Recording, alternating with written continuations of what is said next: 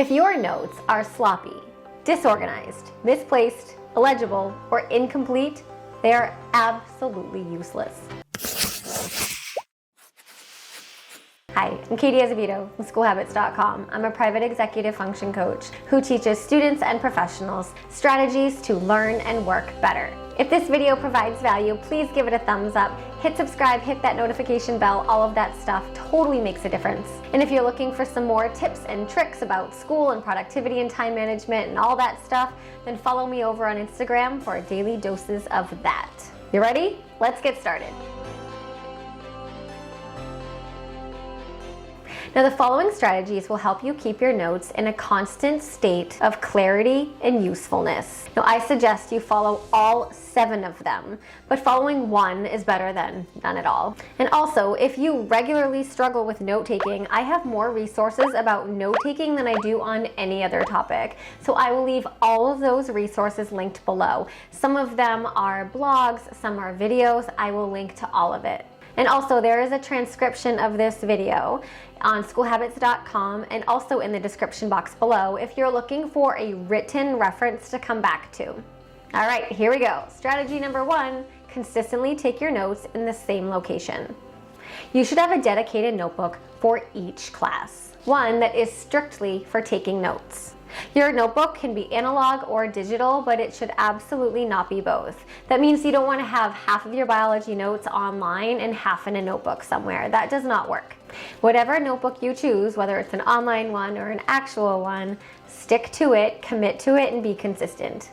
Number 2, plan time to rewrite your notes. Of all of the strategies that I'm going over here, this is hands down the most important. It's probably the one that you're not gonna like the most.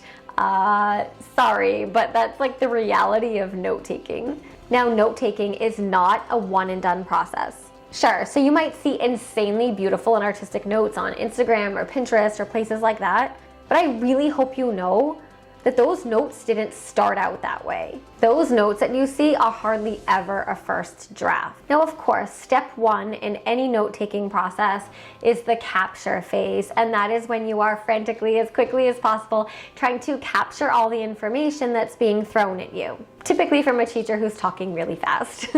But people often ignore the second step of the process, which is note completion. So there's note capture and note completion.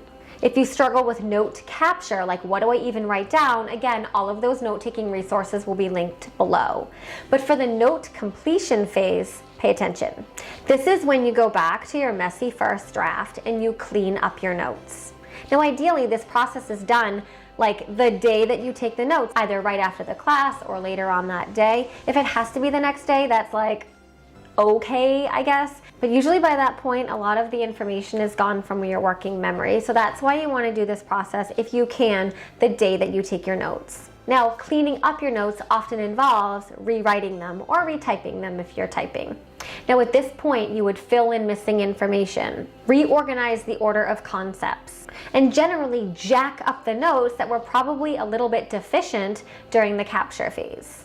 Now, one tip is during the capture phase, if there's something that you didn't understand or you missed or you didn't hear or you only got part of it, you should indicate that in your notes, either with a question mark or a circle, so you know that something's missing. Because during this note completion step, you'll go back in and you'll fill in those missing gaps. And again, I can't stress this enough, but you really want to do this note completion step like as soon as you possibly can. It doesn't take as long as you might be thinking. I mean, chances are in a class, in like a 1-hour class, you're not taking 20 pages of notes. So it's not going to take you hours to redo them. You might take 1 or 2 pages of notes, and how long does it take to complete 1 or 2 pages of notes, to retype it or, to clean them up? Like, honestly, not that long. And this should be part of your study routine. This should be part of your daily student routine or working routine where you're like, all right, I have a certain amount of hours to study, and part of that has to be dedicated to note cleanup. It should become a thing.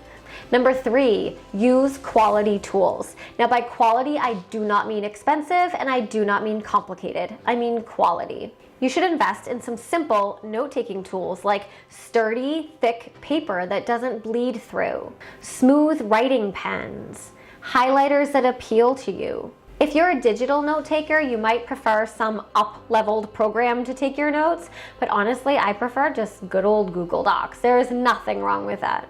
If it's for a science class or some type of engineering class where there's a lot of diagrams and things like that, you might actually prefer handwritten notes because that gives you more freedom for diagrams and pictures.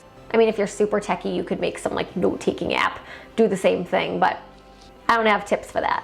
If you're looking for a good note-taking notebook, then I highly recommend a disc-bound system. So Staples brand has it's called ARC, A-R-C. I know the Martha Stewart brand has a disc-bound. There's a whole bunch, you can find them on Amazon. This is not like an affiliate link or anything like that. It's an honest to goodness, true and trusty recommendation that I personally am behind. A disc-bound system allows you to rearrange pages in your notes. So I think in a video where we're talking about note organization, it's helpful to have a notebook where you can shift pages around without ripping them out because that helps you organize them. It's all part of the bigger picture. Number 4, always date and title your notes. For analog notes, you begin every single page with a date and a topic at the top. Format this heading the same way each time, so in the top left-hand corner or the top right-hand corner or center it, whatever, just be consistent. So for digital notes, you always want to use the same naming convention to name your files. So that could be something like the name of the class, the topic, and the date, always in your file name. And then at the top of the document as well, you also want to put the topic of the notes, whatever you're learning that day, and the date on the document too. So in the file name and in the document. Again, always use the same format. That is part of the big picture of organizing. Having consistency, whether we're talking about organizing your closet, your kitchen drawer, or your notes, I just say drawer, oh my God, your closet, your kitchen drawer, or your notes, consistency is a huge pillar of organization. Number 5, leave extra spaces. You want to leave at least one line in between each note that you take, with the exception of bullet points or list items. So these extra spaces will let you not only recognize and quickly discern distinct part of your notes, but it also gives you the option to go back and add little notes on your notes. Yes, that's a thing, in between the lines, to draw arrows, to draw boxes, and help with the whole organization process. Because symbols are a huge part of note-taking, and having that extra space in between lines can be really helpful for doing that. Now, you should never look back at a page of your notes and see one giant block of text. If that's what your notes look like, you're not quite there yet, and that's okay, keep practicing. Number 6, you want to use at least one simple pull-out feature. Pull-out features are an excellent way to keep your notes organized. Now, you can use a pull-out feature on digital notes or analog notes, and it's a way to emphasize certain pieces of information. Now, a pull-out feature could be anything from a box to a circle to an underline, a highlight, a squiggly line, anything that draws attention to a certain part of your notes. Now, depending on the complexity of your notes and the subject matter, you could have anywhere from like 1 to 3 different pull-out features. Now remember, a common theme of all my videos and all my resources is to keep it simple. So you don't want to have a pull-out feature that takes you like 10 minutes to make, because then you're just not going to do it and then you're going to be back at square one.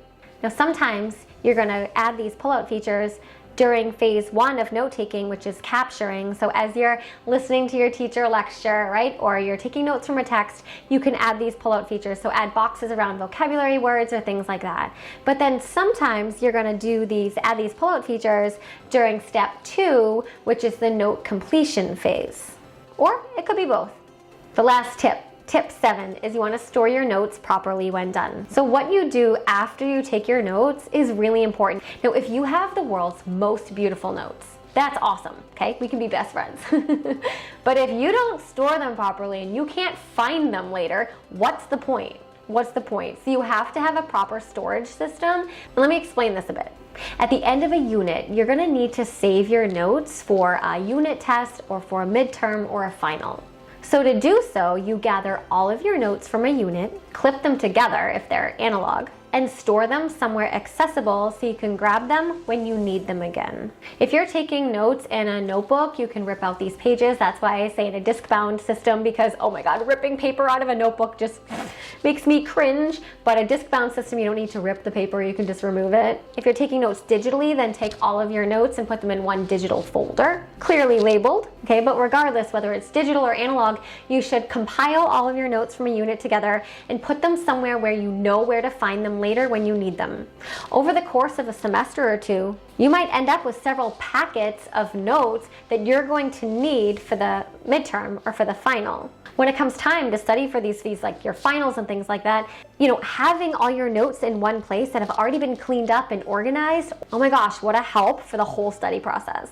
Now, keeping your notes organized is not a one and done thing. It is absolutely a process that you kind of need to check in with every day. And it's something that you'll need to think about every time you take notes. But as always, it's the small daily habits that have the biggest payoff. Now, if you have questions on these specific tips, definitely leave them in the comment section below. I will answer them. If you have your own tips and tricks for organizing your notes, then share those in the comment section below as well, because I would like to know what they are, and I'm sure anyone watching this video could benefit from them as well. Don't forget to hit like and subscribe. I have hundreds of more study tips and tricks and tutorials over on schoolhabits.com, so check that out as well. And thank you so much for watching.